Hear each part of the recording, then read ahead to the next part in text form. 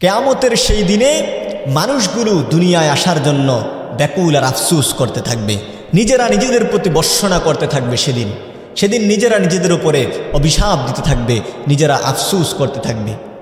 আল্লাহ রাব্বুল আলামিন মানুষগুলো সেদিন অনেকগুলো আফসোস করতে থাকবে।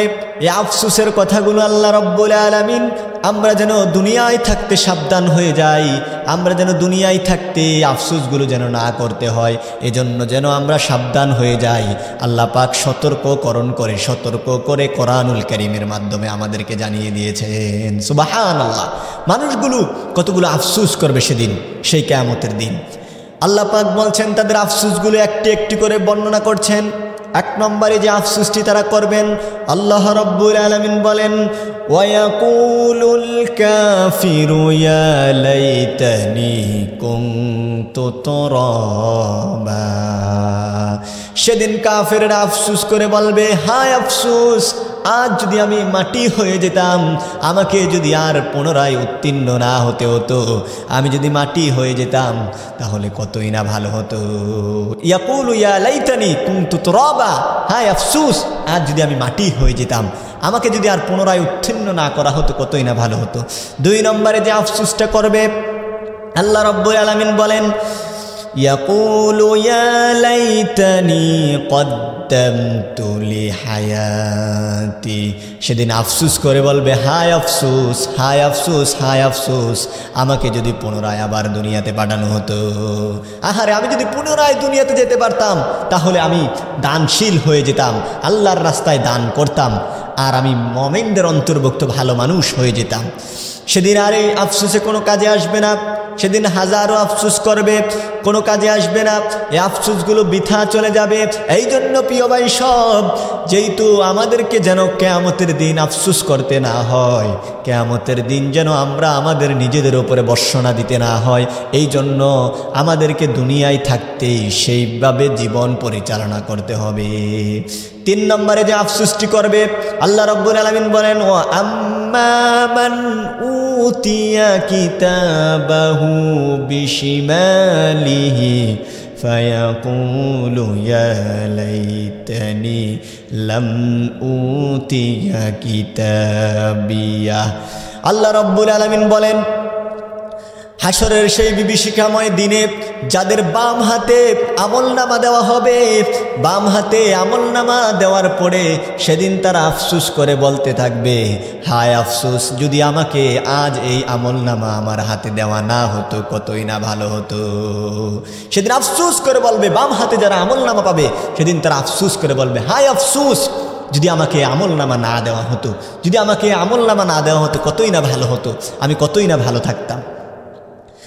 শুধু তাই নয়, আল্লাহ রাব্বুল আলামিন আরো বলেন কি কি আফসোস করবেন। আল্লাহ বলেন, ইয়াউমা ইয়া'আবুয-যালিমু আলা ইয়াদাইহি ইয়াকুলু ইয়া লাইতানি ইত্তাখাযতু মা'আর রাসূলি সাবিলা।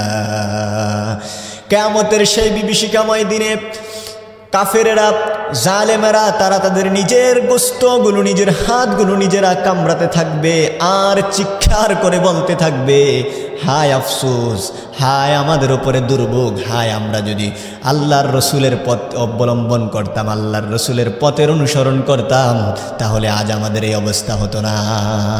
সেদিন তারা নিজেদের হাতগুলো কামড়াতে থাকবে আর চিৎকার করে বলতে থাকবে, হায় আমরা যদি মা'আর রাসূলি সাবিলা, আমরা যদি রসুলের পথ অনুসরণ করতাম। শুধু তাই নয়, আরো আফসোস করবে। আল্লাহ রাব্বুল আলামিন বলেন, ইয়া ওয়াইলাতা লাইতানি লাম আত্তাখিয ফুলানান খলিলা। সেদিন অবিশ্বাসীরা, কাফেররা, সেদিন জালেমেরা আফসোস করে বলতে থাকবে, আহারে, যদি আমি ওই ব্যক্তিকে, যদি ওই লোকটাকে, যদি ওই ছেলেটাকে যদি আমি আমার বন্ধু হিসাবে গ্রহণ না করে আমি যদি ঈমানদার আর মুত্তাকিনদের বন্ধু হয়ে যেতাম, তাহলে আজ আমার এই দুরবস্থা হতো না। আমি যদি আমার এই পাপিষ্ঠ বন্ধুটার সাথে বন্ধুত্ব না করতাম, তাহলে সে অবস্থা আমার হতো না, আমি এই দুরবস্থার ভিতরে আমাকে পড়তে হতো না।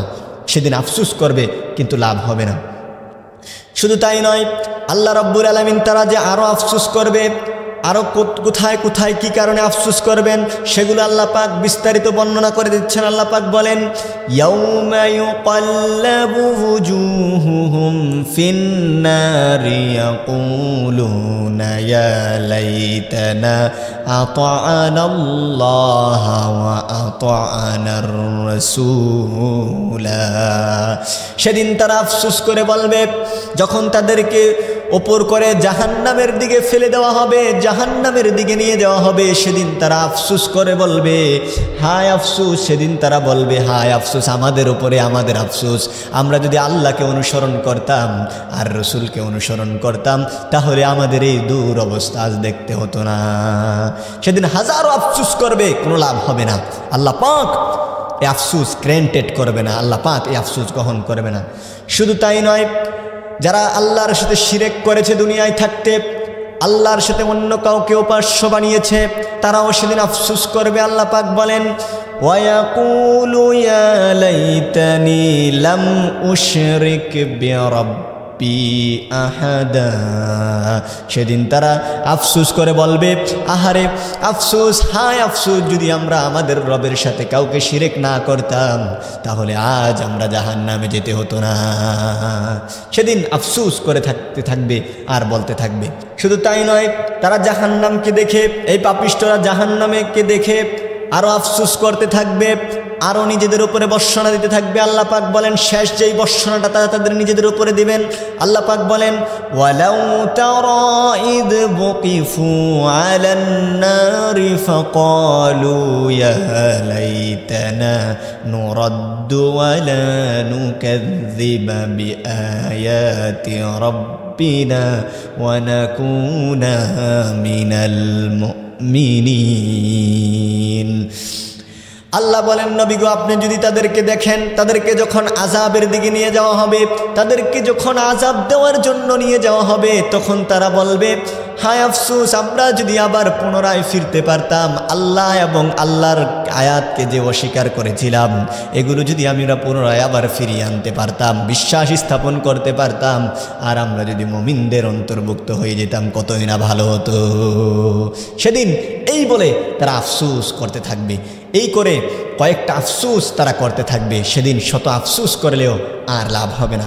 সেদিন আর তাদেরকে সেদিন আর দুনিয়াতে ফিরিয়ে দেওয়া হবে না, দুনিয়াতে আনা হবে না। এই জন্য প্রিয় ভাই সব, আমরা যেন সে আফসোসগুলো করতে না হয়, এজন্য আমাদেরকে খেয়াল রাখতে হবে, আমাদেরকে ইয়াদ রাখতে হবে, আমরা যেন এই আফসোসগুলো না করি।